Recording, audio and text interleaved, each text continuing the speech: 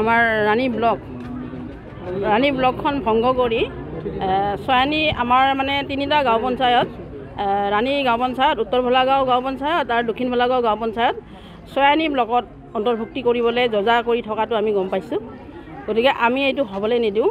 আমাৰ এই ৰাণী block development অফিচটো ৰাণী উন্নয়ন খণ্ড 58 চনৰ পৰা ইয়াত আছে, অতীজৰে পৰা আছে। গতিকে আমি ইয়াৰ পৰা আমাৰ মানে পঞ্চায়তৰ মানে ব্লকখন আমি ভংগ কৰি পেলাই আমাৰ পঞ্চায়ত মানে ছয়ানী ব্লকত অন্তৰ্ভুক্তিৰ আমি তীব্ৰ বিৰোধিতা কৰি আজি আমি ৰাণী অঞ্চলৰ সমূহ মহিলাই আজি আমি প্ৰতিবাদী কাৰ্যসূচী পালন কৰিছোঁ। আৰু আমি DC লৈ BDO বাইদেউৰ জৰিয়তে DC লৈ আমি এখন স্মাৰকপত্ৰ প্ৰদান কৰিছোঁ। আৰু আমি এতিয়া আমি আমাৰ 54 নম্বৰ বিধানসভা সমষ্টিৰ বিধায়ককো আমি দিম আৰু আমাৰ 29 নম্বৰ পলাশবাৰী সমষ্টিৰ বিধায়ককো আমি স্মাৰকপত্ৰ প্ৰদান কৰিম। যদি ব্লকটো নাথাকে ৰাণীত কেনেকুৱা ধৰণৰ অসুবিধা হ'ব আপোনালোকৰ? আমাৰ ৰাণী এলেকাটো এটা মানে মেঘালয়ৰ সীমান্তৱৰ্তী এলেকা অঞ্চল আৰু অতি স্পৰ্শকাতৰ আৰু এনেকুৱা মানে পিছপৰা আৰু দুৰ্গম পাহাৰীয়া এলেকা। দুৰ্গম পাহাৰৰ পৰা মানুহবিলাক বহু কষ্ট কৰি আহিব লাগে আৰু এই ব্লকটোলৈ আহোঁতেই তেওঁলোকৰ বহু দূৰ পাহাৰৰ পৰা আহিব লাগে। তাৰপিছত যদি আকৌ আমাৰ মানুহখিনি যদি আকৌ ঝাৰুগুৰিলৈ যাব লাগে কিমান অসুবিধা হ'ব। ছয়ানী ব্লকত ঝাৰুগুৰিলৈ যদি যাব লাগে কিমান অসুবিধা একবাৰ ভাবি চাওক।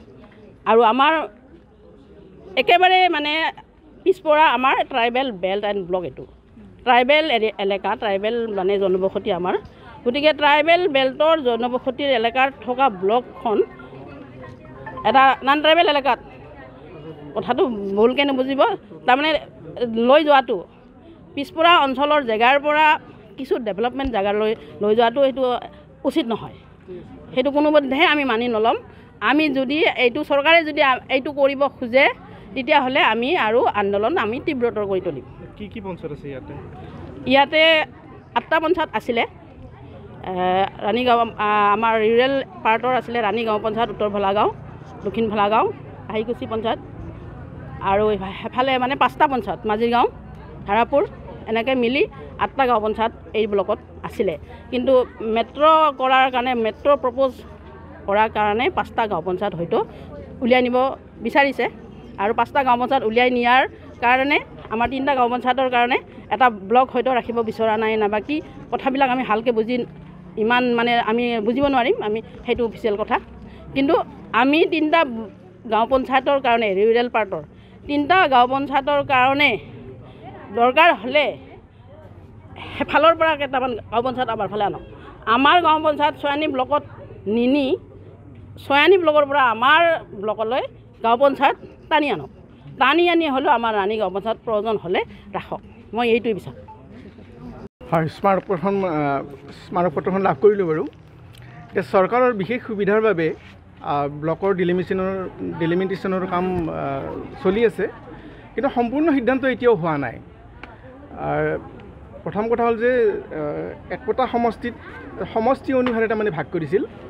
গতিকে সেই অনুসাৰে যিটো ৰুৰেল পাৰ্ট আমাৰ ৰুৰেল পাৰ্টটোহে ছয়ানী বৰদোৱাৰ নিয়াৰ বাবে সিদ্ধান্ত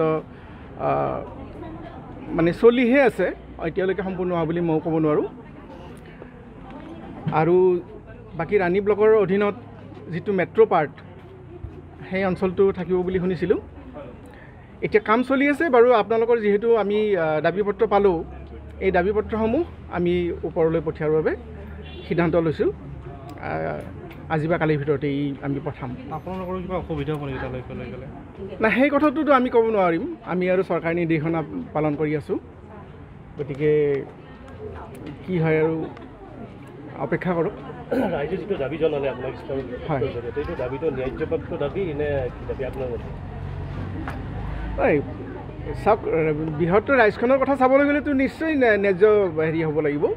কাৰণ কিয় জানো যে আমি ৰাণী অঞ্চলটো এটা পাহাৰীয়া অঞ্চল আৰু ৰাইজৰ যিটো দাবী বিচাৰিছে ইয়াত সুবিধা ওচৰতে হয় যিহেতু, গতিকে ইয়াৰ পৰা গৈ ছয়ানী বৰদোৱাৰ পাবলৈ নিশ্চয় অসুবিধা পাব ভৱিষ্যতলৈ। গতিকে আপোনালোকৰ দাবী নিশ্চয় ন্যায্য দাবী, এইখিনিকে ক'লোঁ মই। ইয়াতকৈ বেছি ক'ব মোৰ ফালৰ পৰা অসুবিধা হ'ব। ধন্যবাদ।